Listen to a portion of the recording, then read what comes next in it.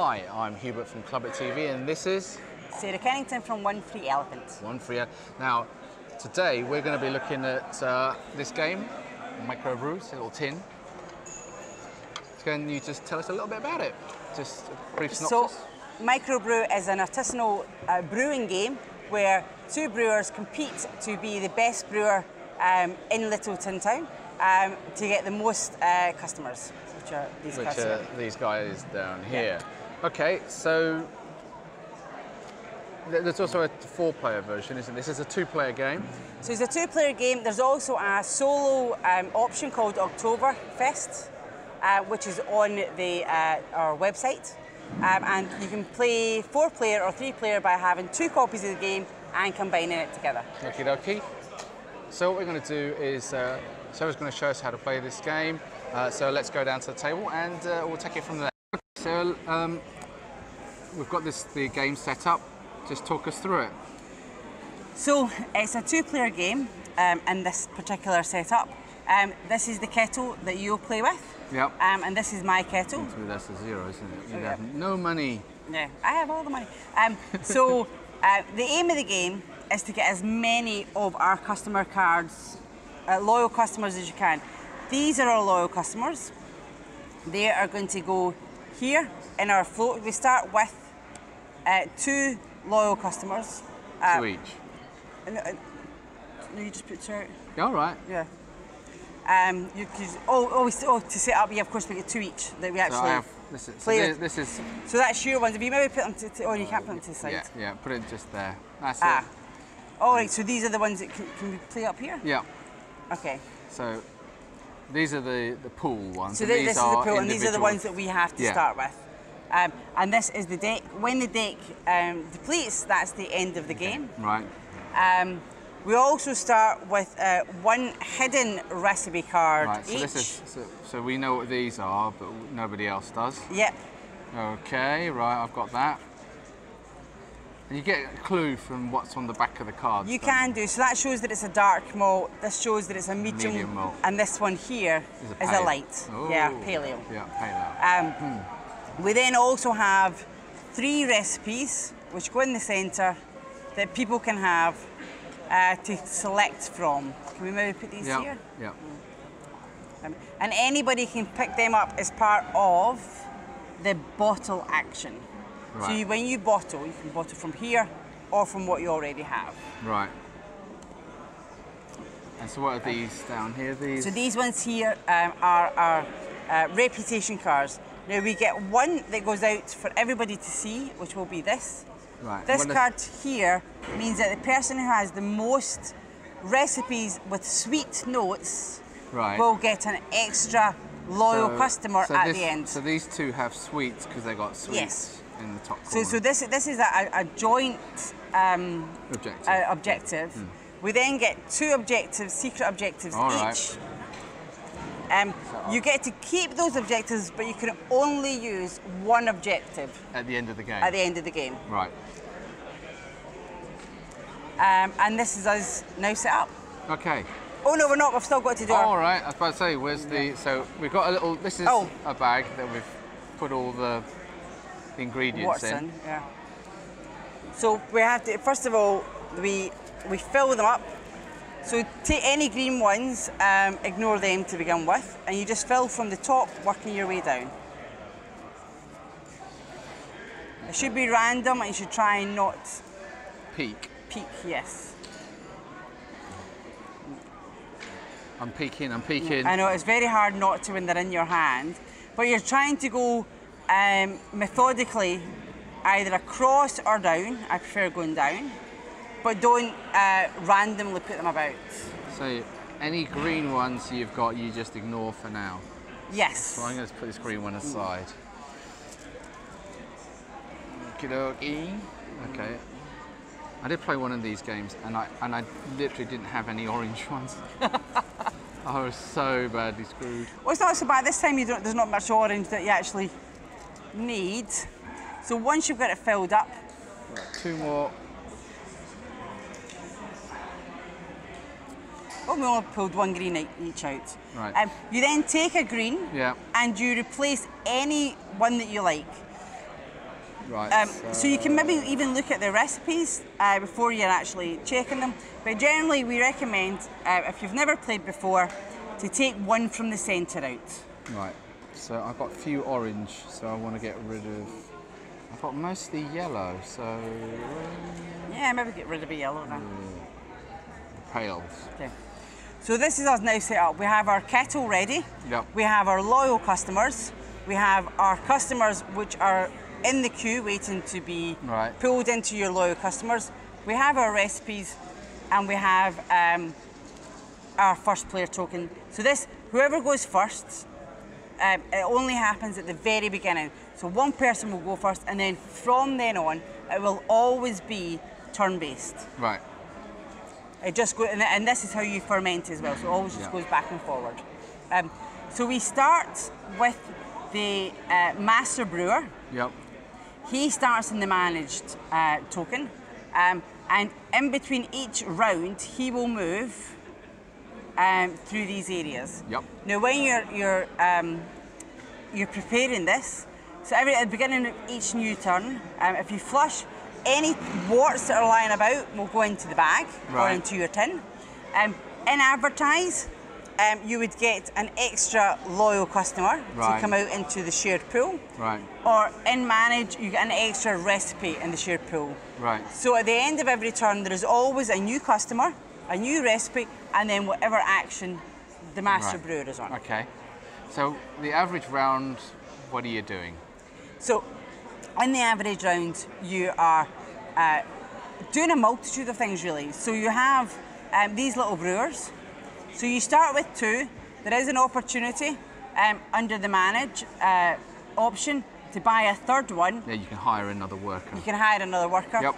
Or you can hire, or you can buy a valve to give you this extra tank to add into your kettle. Yep. So as part of your turn, the first thing you do is, I'm the first player, I will play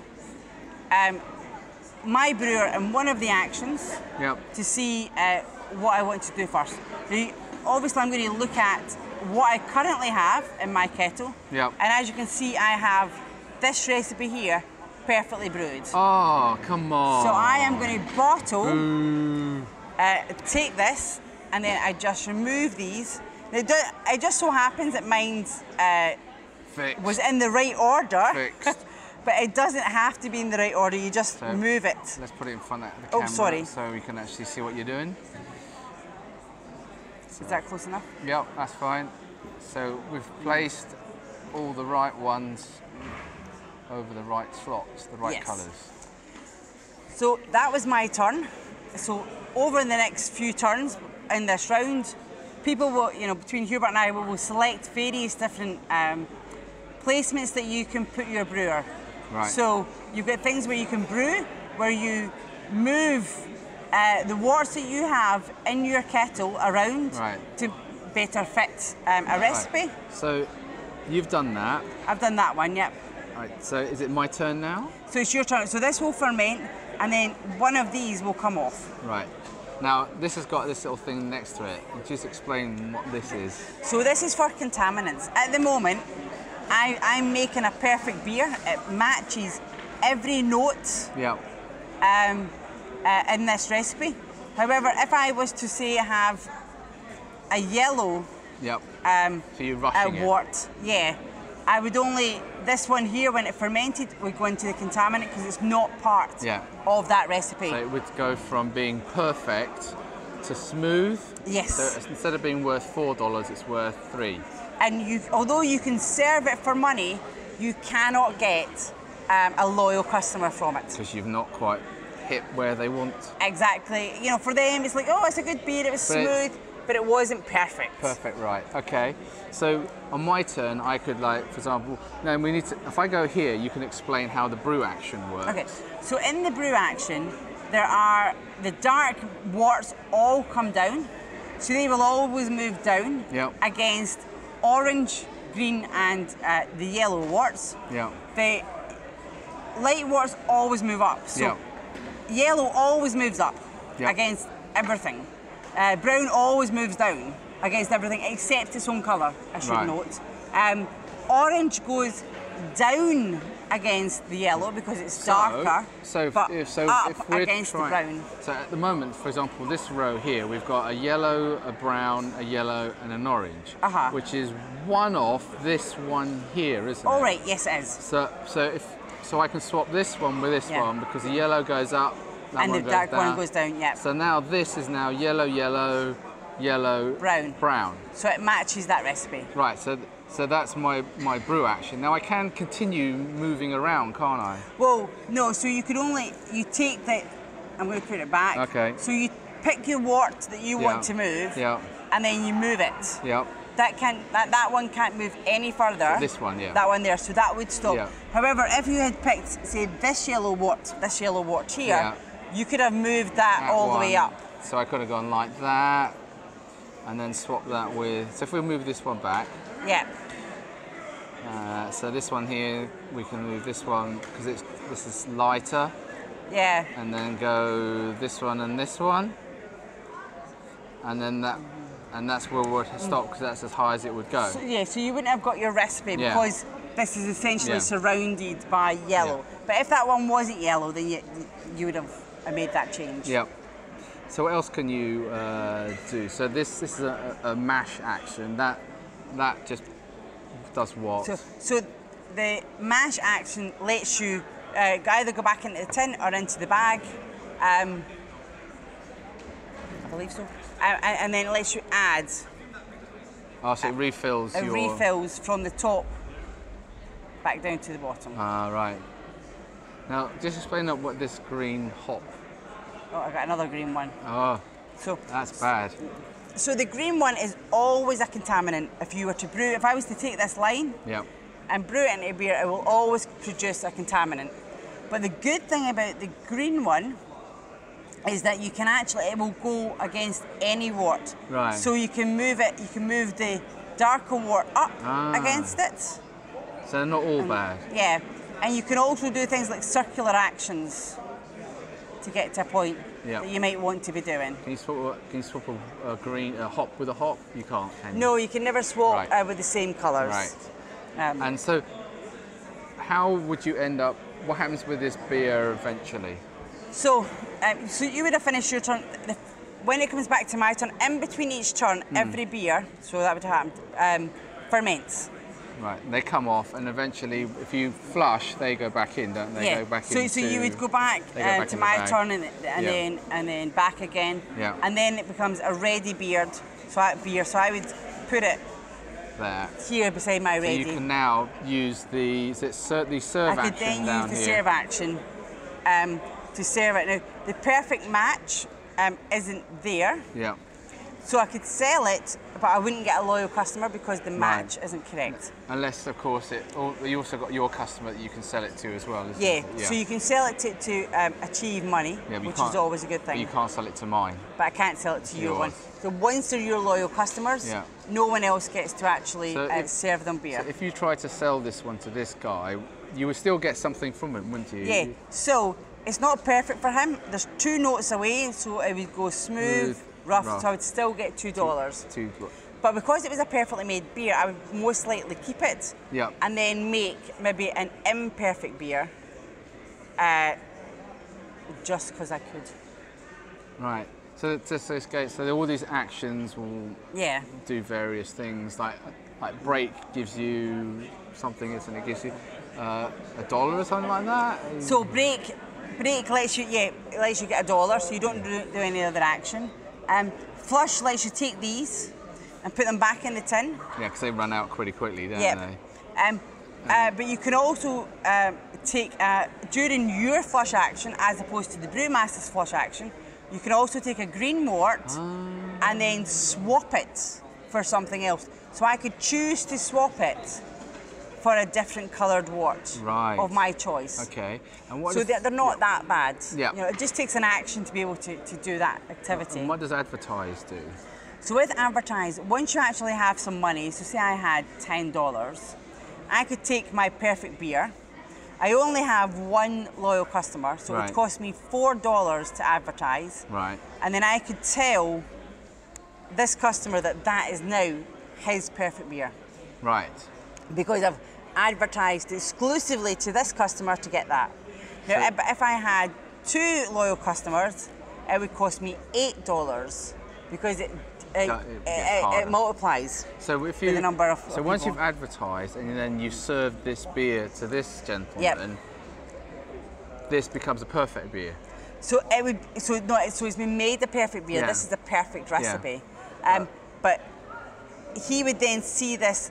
Those ones, they're not as his perfect beer anymore, but this would be his perfect beer. I would serve it, he would become a loyal customer, the beer would be drunk, and it would just become a recipe card. So you'd have to make more of it. Yeah. So how many dollars would you gain from serving this one to this one? So serving this one, so it would be a perfect beer, right, because I've advertised to tell him it's perfect.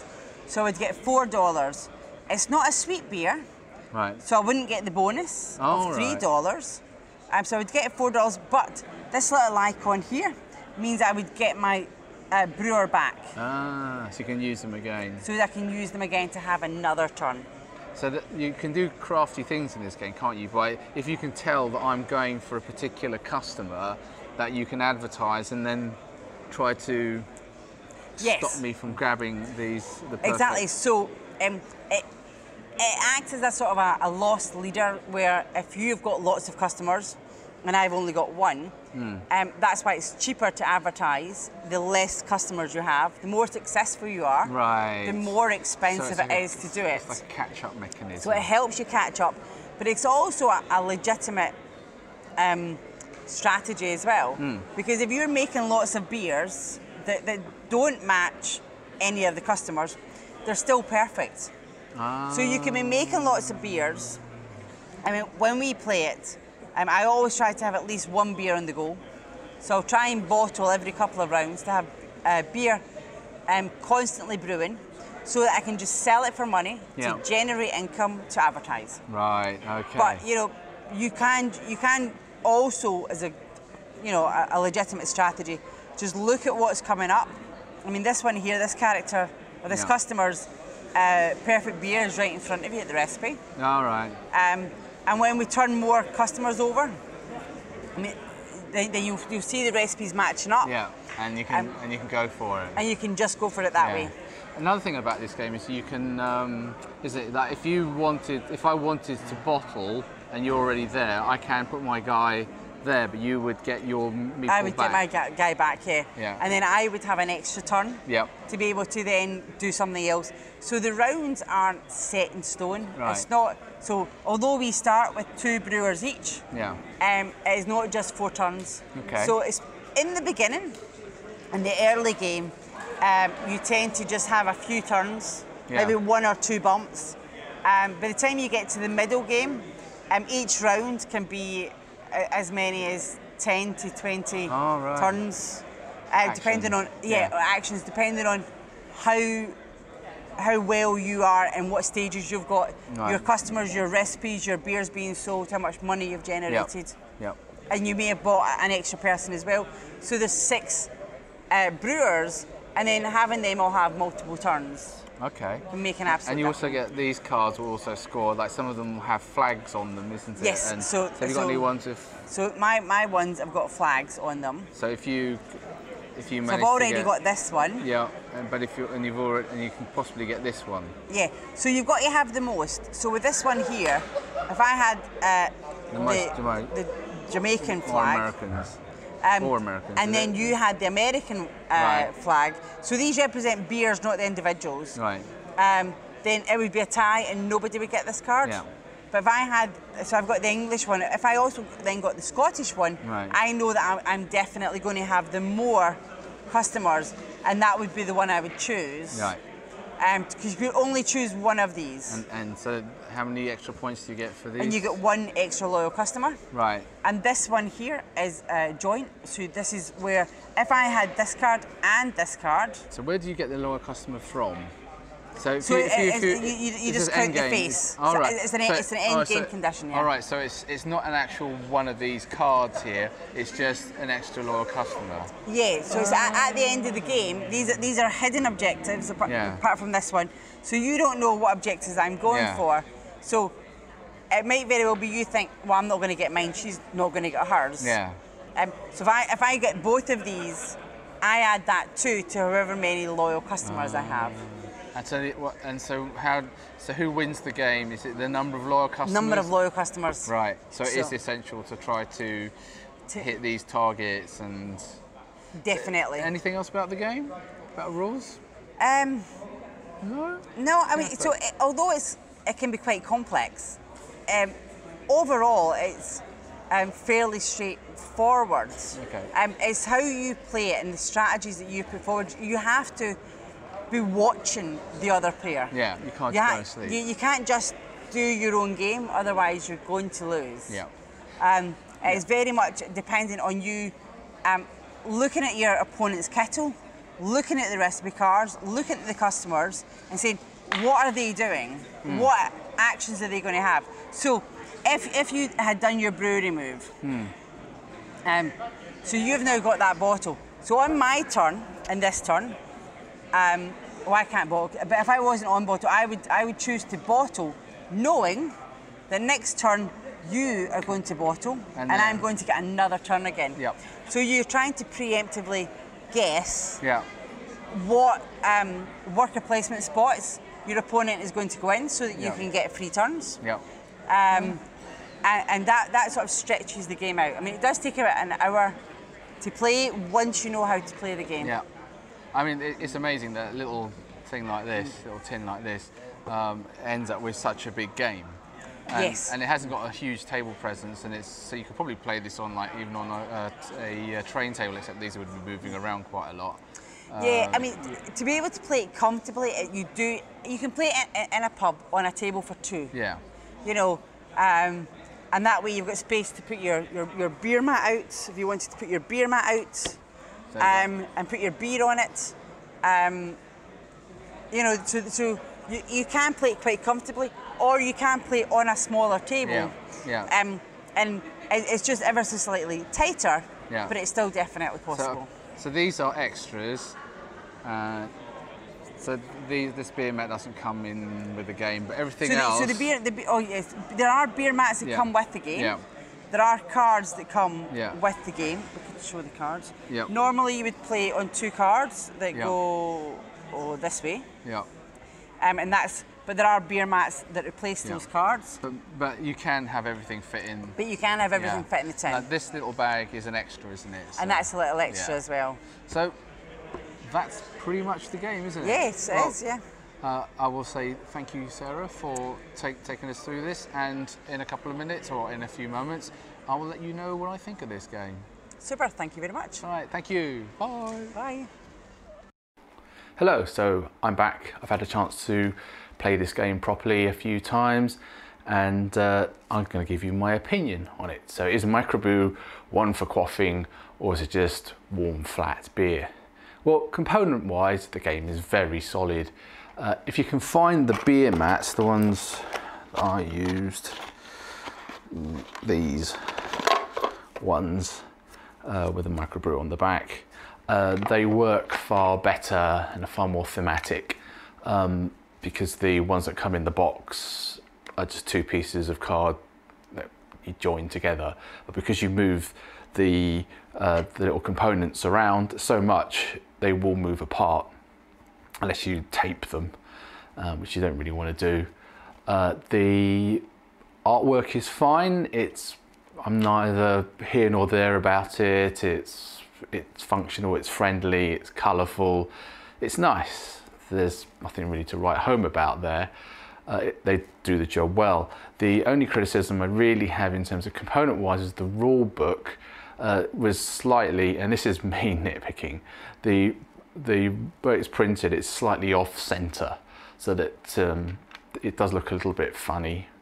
But it still works. The rule book is well laid out. The only thing that I will say about the rule book is that I wish the end game, the scoring, how you actually win the game, was at the end of the game rather than at the beginning. You know, I mean, you could put it at the beginning, and this is what you're aiming for, but you need to have it also written at the end. But I'm nitpicking here. You can find those details out. I've had to rehouse my game. As you see, I've put it in this little box instead of it being in the tin that it comes in.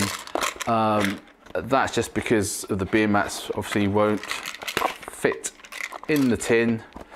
Yeah, so I put everything in here. I also put the all the little pieces in a little drawstring bag like this, so everything is in one place and it's much easier to set up. But that's what I've done. So you might need a little bit of pimping with the game, but it's not that difficult. I mean, drawstring bag isn't that expensive. You could probably make one if you're good with these things. I'm not a big fan of tins. I think they get dented, but because I put it in a box, it's fine. Like I said, I'm kind of nitpicking here. These are kind of things that are my these are my preferences. They might not be yours. Theme-wise, I think this game is very strong. If you're someone who loves their ales, this game will appeal to you. You're trying to produce an ale for your customer, and you want them to become loyal to you because you've produced their perfect beer. And this, it's a theme that's not been overdone in the gaming industry. There are a few games out there, but this one, yeah, I haven't played any of the other ones, and this one's good. I mean, the theme works. You are trying to compete for winning customers over and brand loyalty. Yeah, the theme works. It will appeal to people who are into their beers. Gameplay wise, this is a worker placement game, and with a small puzzle elements to it, and I actually like that.